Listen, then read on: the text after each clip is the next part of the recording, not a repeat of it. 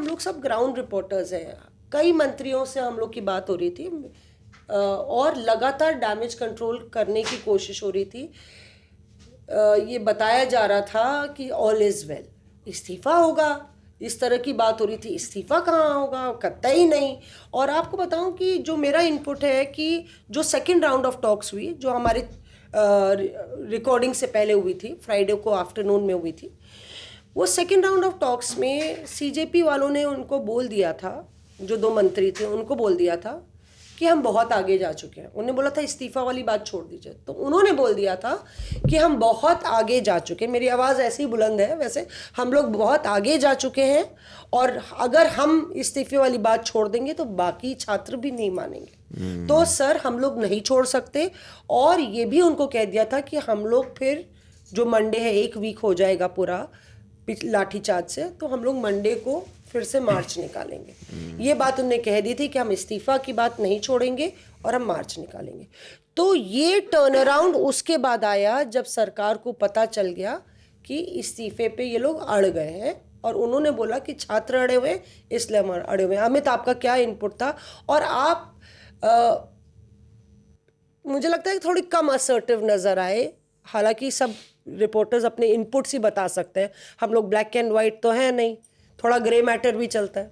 नहीं, मैं तो ऑड वन आउट था उस दिन। और ये बात जो है हर जगह चर्चा हो ही रही है इस बात को लेके कि पीयूष की शिकायत है तो दूर कर लीजिए और ना। मैं तो उस दिन तो साफ ही कह दिया था पीयूष को कि भाई बात कर लिया करो, कॉन्वर्सेशन कर लिया करो।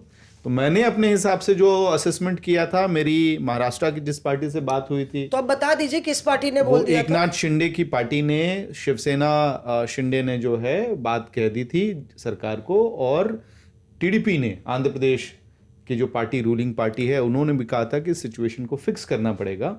ये बात मैंने कही थी और सरकार ने उस पर अमल भी किया है। और जिस मीटिंग की हम लोग बात कर रहे हैं, क्योंकि हमारी रिकॉर्डिंग उस वक्त चल रही थी और साइमल्टेनियसली उसी वक्त हमसे कुछ दूरी पे जेपी नड्डा और जितेंद्र सिंह जो केंद्रीय मंत्री हैं, इनकी बैठक चल रही थी सीजेपी के साथ। उसमें देखिए क्या हुआ, सुदांग गुरुंग मूवमेंट, इसको आप लोग अभी समझिएगा। नेपाल में जब पूरा प्रोटेस्ट जनजी रेवोल्यूशन चल रहा था, तो उसमें सबसे ज्यादा असर्टिव जो नेता निकल के आया वो सुदांग गुरुंग था।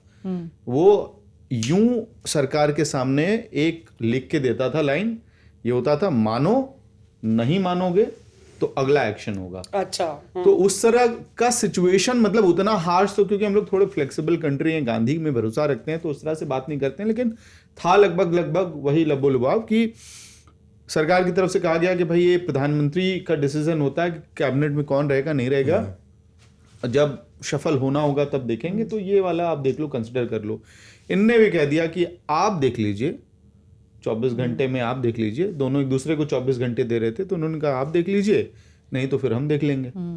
तो वही बात है, घुमा फिरा के हम वहीं पहुंच रहे हैं। और हाँ, और लास्ट में आप पीएम का वो वीडियो भी देखिए, मिडनाइट में वीडियो पोस्ट होता है। 24 तारीख का जो कॉल था, वो इंटरेस्टिंग है ना, 24 का कॉल था, तो 23 के मिडनाइट में पीएम का वीडियो आ जाता है। तो टेम्पर्स डाउन होने शुरू हो गए थे तभी से ही। तो ये तो क्लियर था कि रेजिग्नेशन के नीचे तो बात नहीं बनने वाली है, क्योंकि अगर रेजिग्नेशन के नीचे ये लेके जाते तो जो भीड़ वहां थी और जो भीड़ आ रही थी वो भी नहीं मानने वाली थी।